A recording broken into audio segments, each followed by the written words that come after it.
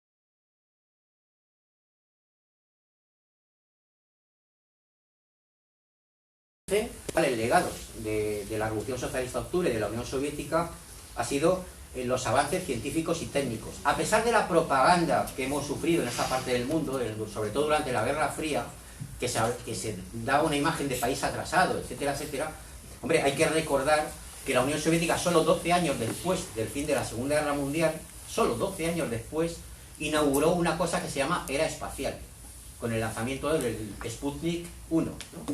Y un poco tiempo después, en 1960 fue la Estación Espacial Mir, famosa, el germen de lo que es la actual Estación Espacial. Legado de la Unión Soviética, ¿qué decir? Por ejemplo, actualmente vamos al espacio, a la Estación Espacial Internacional, bueno, vamos, que vale, gracias a las naves Soyuz, ¿no? que significa unión. Son naves de diseño soviético, actualmente rusas, pero son naves de diseño soviético. Son las naves que incluyeron los astronautas americanos. Bien, estoy hablando además de un campo de la ciencia y la tecnología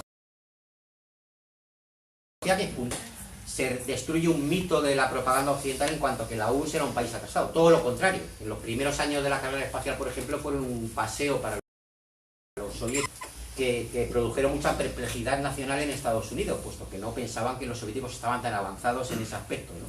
Aunque bien es verdad que en el 69 llevaron un hombre a la luna, etcétera, etcétera. Pero todo lo que ha quedado de eso es lo que tenemos ahora. La Estación Espacial Internacional, las naves Soyuz o Soyuz, etcétera. Bien, ¿qué decir del arte y de la cultura? Bueno, se ha abordado aquí en uno de los aspectos, las artes visuales. Se puede entender, por ejemplo, yo soy diseñador gráfico, que es el del cine. Se puede entender el cine actual sin la vanguardia, ¿no? Creador de obras maestras como Acorazado Potemkin u Octubre, ¿no? Que narra los hechos de la Revolución Socialista de Octubre. Pues el plano secuencia y tal. El cine moderno se basa en buena medida en lo que era la vanguardia cinematográfica soviética de los años 20, Eisenstein, Barkov y otros, ¿no? En el aspecto del arte, de las artes visuales, ¿no? Claro, la gran explosión creativa pues que aquí son previos, es decir, tienen una imagen más tradicional y tal, más modernistas en algunos casos, ¿no? Que son más bien de principios del siglo, finales del XIX y principios del XX, pero hay una ruptura, que es el constructivismo, ¿no? Que es los carteles más vanguardistas que habéis visto, ¿no? Que se han puesto algunos ejemplos, ¿no? Que los ves ahora y siguen siendo modernos. De la edad de oro de la publicidad, de los años 50 y 60, se basa en la estética constructivista soviética, ¿no? Los diseñadores gráficos tenemos un dicho: no tienes ideas para hacer un cartel, a veces no sabes qué hacer, fondo blanco, masas de color rojo y negro y no te puedes equivocar, ¿no? Pues eso es el constructivismo, ¿no? El constructivismo en el arte visual supone un paso más allá de la pintura, entendida hasta el momento, ¿no? La pintura como un objeto con dinero y poder para colgarlo en sus salones, ¿no? Pero el constructivismo en el arte significa que la cultura, o sea, el arte, sobre todo el arte visual, tiene que tener una plasmación práctica, servir para algo. Y claro, cuando da su gran paso, ¿no? A partir del constructivismo soviético. Gran parte de lo que es la publicidad actual se basa en eso, ¿no? No solo la propaganda política, también la propaganda comercial, etcétera, ¿no? Y claro, no se puede entender toda esta explosión de cultura, la ciencia y la tecnología y tal, sin un gran salto adelante que supuso la educación para todos. Es decir, el primer derecho conquistado por la Revolución Socialista de Octubre para la mayoría social fue el acceso a la educación. Has hablado tú antes, Juanma, de que el 70% de los rusos eran analfabetos, ¿no? O Marcos lo ha dicho, ¿no? Había dos países en Europa, uno en el extremo occidental y otro en el extremo oriental, uno era España y otro era Rusia, donde los niveles de analfabetismo eran más elevados. Dos países muy atrasados con respecto a los centros industriales, que eran Alemania, Inglaterra, Francia, etcétera. Y convertirlo en un país periférico, atrasado, agrícola, subdesarrollado y con un gran nivel cultural. ¿Cómo? Con una tarea prioritaria, que fue la educación. Esto lo hemos visto en otras revoluciones. La primera tarea, como es el caso de la cubana u otras, ha sido la alfabetización. Es decir, liberar las fuerzas creativas y la potencialidad cultural de un pueblo significa a su vez el desarrollo de las fuerzas productivas. Entonces no se puede entender cómo se convierte de un país atrasado y agrícola e inculto en una superpotencia a todos los niveles sin el desarrollo de la educación, ¿no? Para todos. Por no hablar de temas como la sanidad pública asegurada, que eso ya desde los años 20 se empezó a avanzar tras la Revolución de Octubre, etc. Se habla, la primera vez que hubo jornada de 8 horas, vacaciones pagadas, etcétera, etcétera, fue en la Rusia soviética, a partir del año 18-20. Y todo ya en condiciones muy difíciles, porque era un país arrasado por la Primera Guerra Mundial y que a su vez sufrió una guerra civil, como se ha visto antes en algunos carteles, todos los blancos y los rojos. Estaba el ejército rojo, que se fundó en 1900, que eran los partidarios de derrocar el poder revolucionario, ¿no? Que además estaban ayudados por fuerzas expedicionarias extranjeras. Básicamente Japón, caso de Inglaterra y, cómo no, Estados Unidos. Estados Unidos envió tropas para derribar el gobierno soviético ya allá entre 1918 y 1921, ¿no? Todo esto se hizo en condiciones muy difíciles y el gran legado. ¿Y por qué no podemos entender el mundo actual sin la Revolución Socialista de Octubre? Y hago una pregunta a todos. ¿Podríamos entender el mundo actual si la Unión Soviética no hubiera derrotado a la Alemania nazi en Europa? No sé qué idioma estaríamos hablando ahora, o no sé si ni siquiera existiríamos, ¿no? Es decir, la victoria sobre el fascismo en Europa no la hizo el soldado. La principal batalla de la Segunda Guerra Mundial, el punto de inflexión de la Segunda Guerra Mundial fue Stalingrado. Hechos cantan, es decir, de cada 10 divisiones que tenían los nazis, una estaba en el frente del oeste batallando contra angloamericanos y 9 estaban en el frente del este. Es decir, que la Segunda Guerra Mundial en Europa se ganó en el frente del Este, y a partir de la batalla de Stalingrado y la gran ofensiva hacia Berlín, fue la Unión Soviética con un enorme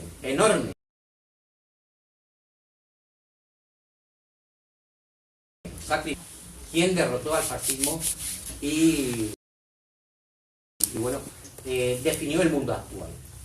Porque a partir de la Segunda Guerra Mundial, dos continentes, África y Asia, iniciaron un proceso de descolonización de los antiguos imperios europeos. No se puede entender tampoco todo este proceso de descolonización de los antiguos imperios europeos en dos continentes sin la Revolución Socialista de Octubre, porque gran parte de esos movimientos de liberación fueron hijos de la Revolución de Octubre y de sus ideas. La guerra revolucionaria de Indochina, por ejemplo, dirigida por el Partido Comunista, ¿no? Incluso en el mundo árabe, gran parte de las primeras revoluciones árabes que crearon estados laicos, buena ciencia ficción ahora, ¿no? Estados árabes laicos, ¿no? El Egipto de Nasser, etcétera, etcétera, recogían en sus constituciones el apoyo de la Unión Soviética. No se puede entender tampoco cómo fue el proceso de liberación del tercer mundo sin la Unión Soviética. Y tampoco se puede entender qué pasó en Europa, en el mundo desarrollado capitalista, en el mundo en el que nos toca vivir a nosotros, sin la Unión Soviética, porque gran parte de lo que se dio en llamar el estado del bienestar era una forma de impedir que hubiera procesos revolucionarios en Occidente, que es justo lo que estamos perdiendo ahora.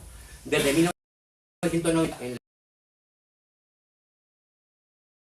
la última octubre más actual, en 1991 se disolvió la URSS, y a partir de ese momento algunos decían que íbamos a entrar en un nuevo orden mundial, la globalización capitalista, que iba a consistir en un paraíso universal de libre comercio y libre mercado.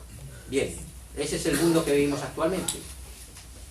En el primer mundo, en los países capitalistas desarrollados, estamos desde 1991 hasta esta parte a un retroceso de los derechos sociales y laborales que tienen mucho. En el tercer mundo hemos asistido a un rebrote de los nacionalismos y de los integrismos religiosos. El caso de Libia, por ejemplo, que era el primer país de África en ir un país donde existe el tráfico de esclavos y dominado por señores de la guerra, ¿no? Es decir, estamos viviendo retrocesos históricos tanto en el mundo desarrollado como en el mundo, ¿no? Con ese repunte de nacionalismos, integrismos y tal. Y además estamos asistiendo a una crisis. Bueno, se me ha olvidado, por cierto, una cosa que es consecuencia también de la Revolución Socialista de Octubre, en cuanto a Asia. Que claro, es más importante, junto con la Revolución Socialista de Octubre, que ha habido en la historia contemporánea, que es la Revolución Socialista en China de 1949. ¿Podríamos entender el mundo actual si en China no hubiera habido una Revolución Socialista en 1949? Obviamente no. Además estamos hablando de China, el país más poblado del mundo, y que va camino, si no lo es ya, de convertirse en la primera potencia económica del planeta, ¿no? Y entramos en lo... bueno, todo esto además ha supuesto una crisis de la izquierda, sobre todo en Occidente.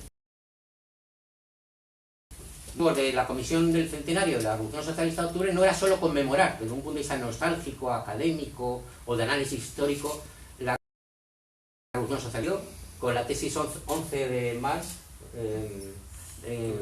donde se habla de que hasta ahora los filósofos se han dedicado a interpretar el mundo y que es hora de transformarlo, ¿no?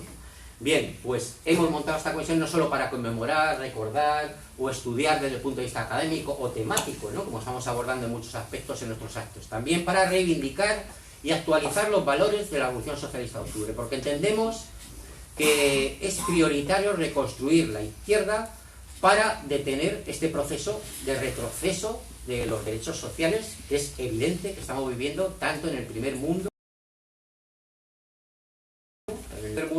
como en lo que eran los antiguos países socialistas, donde hay efectivamente una debacle económica. Voy a dar solo un dato de lo que fue el proceso de la disolución de la URSS en el segundo mundo, es decir, los países socialistas desarrollados. La URSS, como todos sabéis, era una superpotencia mundial, desde el punto de vista militar, industrial, etc., en paridad estratégica con Estados Unidos, y era la segunda economía global. Ya había su país. De un año a otro, los economistas, yo no soy economista, pero vamos, yo creo que no tiene precedentes desde el punto de vista de la historia económica, en tiempos de paz, de un año a otro, el producto 1990, 91, a 1992-93, en un periodo de un ejercicio fiscal, pasó a ser la mitad. Pobreza. Bien, veamos, en el caso de la disolución de la Unión Soviética, la transición traumática y acelerada del socialismo al capitalismo lo que generó es pobreza, pero pobreza hasta el punto de que en tiempos de paz un país pasa a ser la mitad de rico en un año, cosa que no se conoce en la historia de la economía mundial, ¿no? En tiempos de paz, ¿no? Bien, pues por eso uno de los objetivos de indicar ese legado para reconstruir la izquierda. La experiencia que estamos teniendo es bastante... Juanma, ¿no? Llevamos ya casi medio centenar de actos realizados en 14 comunidades autónomas y bueno, pues estamos viendo que a pesar del despiste ideológico generalizado que hay en la izquierda española, que yo me atrevería a calificar como proceso de disolución o liquidación, existe, bueno, yo creo que cada vez más gente está pensando que es necesario reconstruir de nuevo fuerzas progresistas de izquierdas que planteen como primer plano, que vuelvan a poner en primer plano la lucha de clases, ¿no? Como plantea. Es decir, porque no se puede hablar de izquierda si no habla en primer lugar de la lucha de clases y de los derechos de los trabajadores. Y uno de los grandes problemas de la izquierda es que ha asumido el discurso del enemigo, sobre todo la izquierda de visión, pues nos hemos olvidado de los trabajadores, o se han olvidado de los trabajadores, se han olvidado de la lucha de clases, etc. Y estamos viendo, como algunos decían, ya no es tiempo de izquierda o de derecha. Bien, pues ¿qué alternativa hay a eso? De derecha o país. En las últimas elecciones presidenciales francesas, al final lo que había que elegir era entre Málaga y Malagón, o Guatemala y Guatepeor, un candidato de derecha extrema y una candidata la llevaba a tener que elegir entre derecha y extrema derecha. Bien, está todo inventado. Los franceses inventaron una cosa que se llama izquierda. De hecho, también lo inventaron los franceses, aparte de la internacional, la bandera roja. Y bueno, pues este mundo necesita de nuevo reconstruir esa izquierda transformadora que recoja el legado de la Revolución Socialista de octubre. Se ganaron a las masas trabajadoras bajo tres lemas, ¿no? Político francés de libertad, igualdad y fraternidad, paz, pan y tierra, que eran tres consignas claramente entendibles por todo el mundo y que siguen estando vigentes, porque vivimos en un mundo con guerras, vivimos en un mundo donde sigue habiendo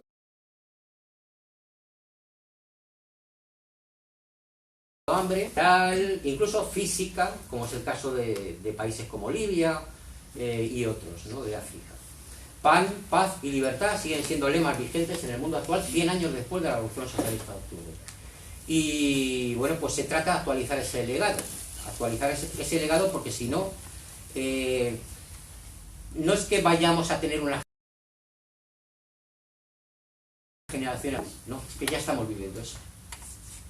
Sí, las actuales generaciones de jóvenes ya viven peor que sus padres. Pero lo que estamos viviendo son retrocesos históricos. Y bueno, pues este es uno de los objetivos de la Comisión del Centenario y una de las tareas que nos hemos impuesto es continuar. Cuando acabe el centenario, no vamos a seguir hablando del centenario, obviamente eternamente, ¿no? Pero vamos a seguir manteniendo nuestra organización. No queremos constituir un nuevo partido político, bastante es ahí ya, pero sí consideramos necesario crear un espacio unitario que batalle en dos niveles para reconstruir la izquierda. La batalla ideológica y la organización, porque sin organización no viven las ideas. Y la batalla ideológica la perdimos, es evidente, pues se trata de volver a retomarla. Y la organización. Y estamos viendo ya las consecuencias, las hemos visto. Retroceso de derechos sociales y laborales. Bien, nada más, gracias.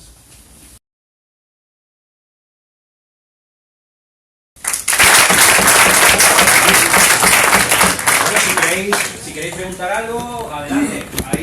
Aquí estamos para lo que os haga falta. Si queréis levantáis la mano y hacemos un turno.